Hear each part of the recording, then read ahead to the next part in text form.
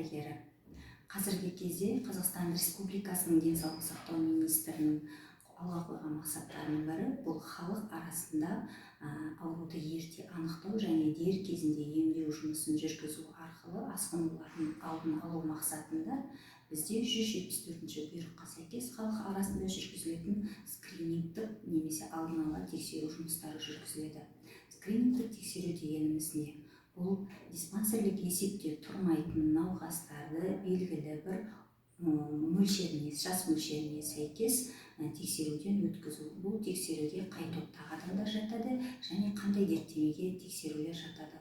Бұл дегеніміз жүректің ишемиялық ауруы, артериялық қан қысымы, қант диабеті, глаукома, сүт безінің қатерлі ісігі, жатыр мойнының қатерлі ісігі және колоректальды қатерлі ісік ауруларын алдын алу мақсатында скринингтік тексеру ерлер мен әйелдер арасында 30 пен 70 жас аралығында, 40 пен 70 жас аралығында және 50 мен 70 жас аралығында әрбір аурудың мөлшеріне сәйкес жүргізіледі. Соның ішінде жатыр мойнының қатерлі ісігі 4 жылда 1 рет және жоғарыда атап өткен басқа дерттемелер 1-2 жылда 1 рет жүргізіледі. Бұл скринингтік тексеру қалай жүргізіледі және бұл скринингтік тексеруді кім жүзеге асырылады? Сіз өзіңіздің тіркелген тұрғылықты емханаңызда сіздің аймақтық дәрігеріңіз және медбикеңіз арнаулы жоспар құрады. Бұл жоспарда әрбір науқас тегі бойынша жоспарға кіреді. Яғни сізді бірінші 3 этаптан тұратын тексеруге шақырады. Бірінші этап тексеру алды этап.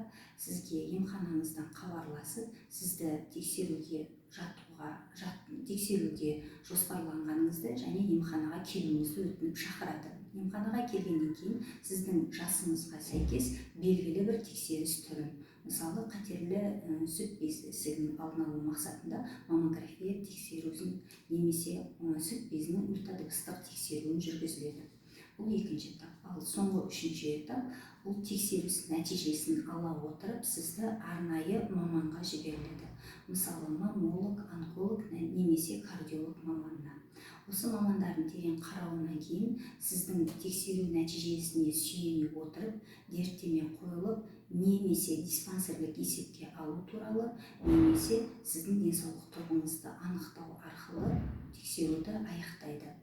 Бұл тексеріске жататын науқастардың барлығы диспансерлік есепте тұрмайтын науқастар. Яғни бұл халық арасында ауруды ерте алдын алу үшін жасалатын жұмыстардың бірі. Осы скринингтік тексеруге жататын тағы бір түр бұл вирусты гепатит Б және С жұқпасының алдын алу мақсатында арнайы топтар тексерілуге жатқызылады.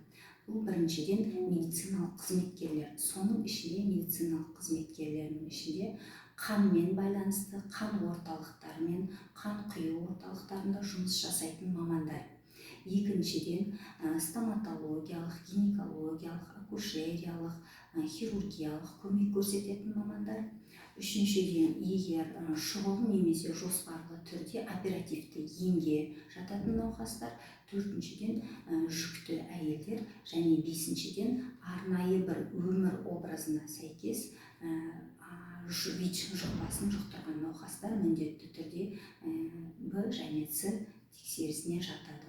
Яғни бұл жасалып жатқан жұмыстар халық арасында аурудың ерте алу мақсатында жүргізілетін жұмыс болып есептеледі.